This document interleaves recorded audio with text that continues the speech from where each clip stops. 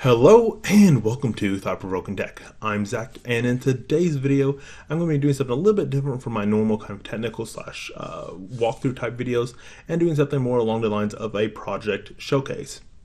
So as you can see behind me, I'm in a hotel right now. Definitely not my normal setup. I don't see a 3D printer and everything behind me. And the reason for that is because I'm getting some training for work for some new equipment that we are getting in. So because of that, during the evenings I have some downtime and there's not a lot to do. So I figured I would take some of that time and do some real world test of cloud gaming. So in today's video, some of the premise behind that is kind of making a setup that is ultra mobile and utilizes cloud gaming for a very portable PC gaming experience.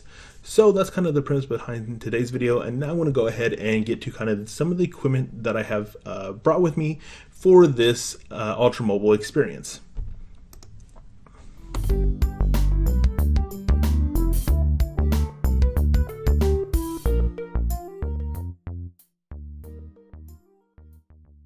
All right, so as I talk about the gear coming up pretty soon that I chose for this project, you'll see some actual gameplay of me actually playing with this setup in the background. I'll talk about some of the different core components, move on to accessories, and then I'll go ahead and do the wrap up at the end of this video. But throughout the rest of this video, you should see a gameplay of me actually testing out this setup, and hopefully it all turns out pretty well.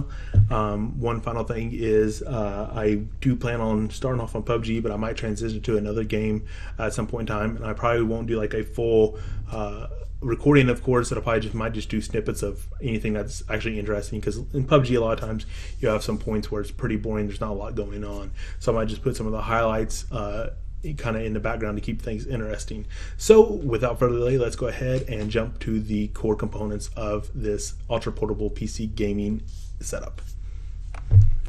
The actual gear that you'll need for this project will kind of vary based upon, in part, your use case and also kind of what you're expecting to get out of your ultra portable PC gaming experience. There are essentially three core components though for this project, and the first of which is a client device that's going to be capable of decoding a 1080p 60 FPS video stream. A great way to see if your device is capable and modern enough is just to head over to YouTube and try watching one of the 1080p 60 FPS video content that someone has uploaded already, and just see if your device has any issues playing this at all. Now, this isn't really a guarantee that your device is going to be cloud ready, but it is a general kind of good baseline test to see if you'll be able to utilize a service like Parsec or Liquid Sky. Moving on from there, you'll need a server of some sort. If you're utilizing Liquid Sky, they actually will sell the cloud server all kind of in their package, all kind of bundled up together. My personal streaming client of choice right now at this point in time is Parsec, as you can see in my shirt right now, just because it is super versatile. It actually has integrations with Amazon's AWS and also Paperspace. Paperspace is a newer kind of cloud provider. They're a little bit smaller, well, quite a bit smaller than like Amazon and Microsoft in the cloud market, but they have very, very good pricing for what you get in terms of performance. And I kind of recommend those if you're looking for a cloud provider. And from there, you can actually use Parsec on your home computer, assuming that you have a decent upload bandwidth at your house at like a minimum of what I personally recommend of 10 megabit per second kind of on the upload at your house. If you have that very consistently, and if you have higher than that, you should have a pretty good experience. If you can even go higher than that, like 30 megabit per second, you'll have even a better experience. Like you can definitely stream 1080p 60 FPS content. If you only have like a 10 megabit per second upload at your house, you're probably gonna have to limit yourself to like 720p. You might be able to squeeze 60 FPS, but maybe 1080p 30 FPS content. So the bandwidth is definitely going to be more consuming than like YouTube, simply because YouTube is already pre-rendered. And if you ever have uploaded a YouTube video, you'll see that they actually do go through a processing step after you upload it to help compress the data and optimize the video. Since cloud gaming is in real time, they don't really have the opportunity to do ultra compression and do the extra processing steps that you do with like pre-rendered video. So it is a little more bandwidth heavy for this. You know, I guess that you can say the same level of detail of what you get with a pre-rendered video. And that brings us on to the third component. which is a good data source for internet while on the go. So that could be if you're at a hotel, if you have a hotel with a decent internet connection, which I expected this to be a little more common, but I've not had very good luck with the internet connections at hotels. The download speed has been fine at some of the hotels, but that I've stayed at recently, but the ping has been the killer point, and for cloud gaming you definitely want your ping as low as possible. And I've stayed at some hotels that had like pings into 200 to 300 on average, and that's just horrible and not even something you really want to even attempt with cloud gaming. So a good alternative to that is a mobile hotspot. I personally use my Android tablet because it's actually connected to the mobile network, so it is connected to the 4G network, and pretty much most places I go, I get about a good solid 15 megabit per second downstream connection with usually about 15 millisecond ping, which is definitely in the playable range in my opinion for cloud gaming. You definitely could have a better experience if you had a more downstream connection and a better ping, but in general I've had a pretty good experience on my downstream connection. But going back to the point I was talking about on the servers, you will go through quite a bit of data, so just keep that in mind and make sure you have plenty of allotment in your data plan if you're going to be using mobile data for your connection. So there's your kind of three core components. You have a server doing all the actual computational work, you have a client which is essentially just decoding the video stream, and you need a decent internet connection of some sort for your client computer. And I would recommend, once again, kind of on the upload, minimum of like 10 megabit per second, and you definitely want to strive for like 20 millisecond or lower probably on the ping. If you're a little bit higher than that, you could probably still play most games, but it'll be a little bit lesser of an experience. And of course, some games are definitely going to be more latency tolerant. Like Rocket League is very latency intolerant. If you have lag in Rocket League, they could definitely affect your gameplay for sure. But in games like Civilization, you can have a lot higher latency and still be plenty fine. Like Divinity, which is a game I've been playing recently, Divinity Original Sin 2.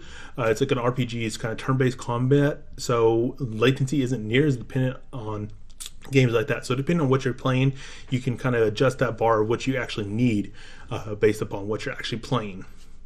So there's the three core components for this project.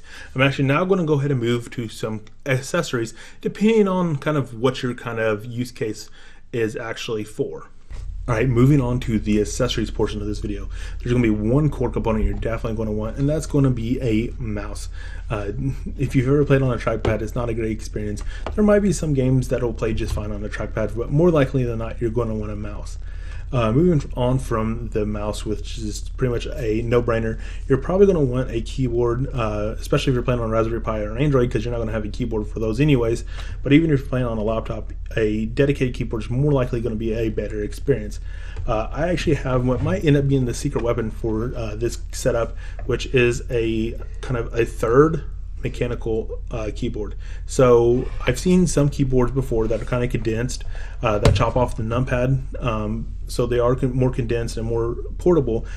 But I haven't seen one before. I saw this one on Amazon that is actually just like a third of the keyboard. It literally only has like letters or numbers 1 through 6. It has F1 through F5, and it only has a portion of the alphabet. So if you wanted to use this for dual purposes, for like typing and stuff, this isn't going to be a great keyboard for you, because you're not going to be able to type much, if at all, without half of your letters. So with that said though, a lot of times when you're gaming, especially if you're right-handed, your mouse is going to be in your right hand, and your hand is going to be on the left hand side of the keyboard 99% of the time. There might be some keys that aren't on this keyboard that you would use as a normal hotkey for games, but I figured those keys I could probably just rebind to a key that is on here and have at least the buttons that I use 99.9% of the time. There might be some weird things that I might have to go to the menu to get to, like if PUBG, I might have to go to the menu to use the bandage, but I don't end up using the bandage a lot, because normally the bandages are something you only use when you're not in active combat, just because they're so slow to actually heal you. So all in all said, I think it might be a good experience, and it might be the killer weapon. As a backup though, I did end up bringing in this Logitech full-size keyboard, because the laptop I have is actually a really small, it's like a 10-inch ultra portable 2-in-1. So this is just a little bit bigger, fits my hand a little better, so I can utilize the keys a little bit better.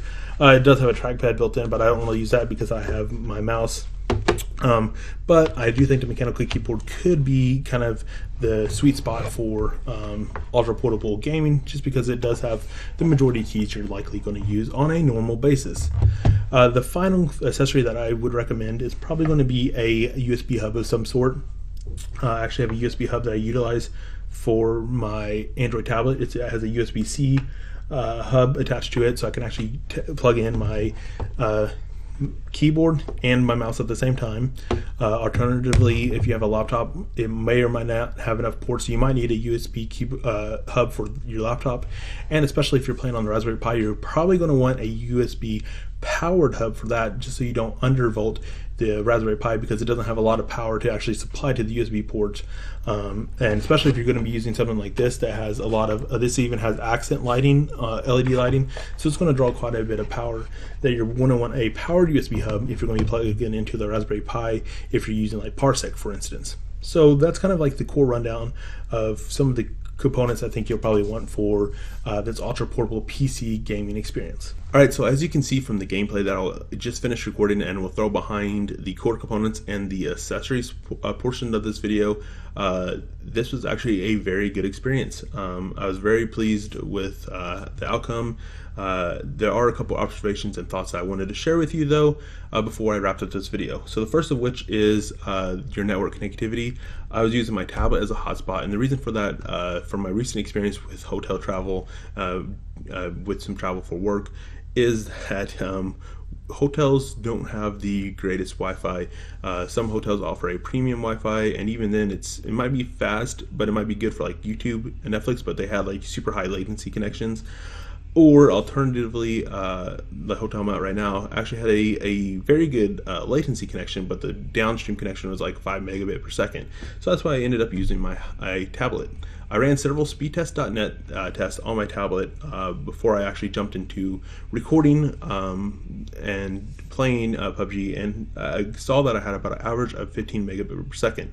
But due to the fluctuations, especially with network connections, you can expect some fluctuations in your downstream connection. So with that in mind, I actually restricted Parsec down to 10 megabit per second.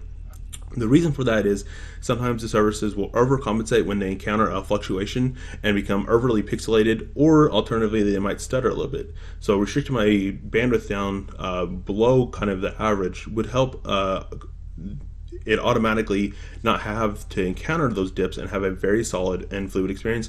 And I can definitely say that I did with my testing. And so all in all, just keep your network in mind and the display you're playing on. If you have like a 15-inch laptop, that's a good baseline for gaming. And of course you can play, and I did play on a smaller screen. It just makes things a little bit harder.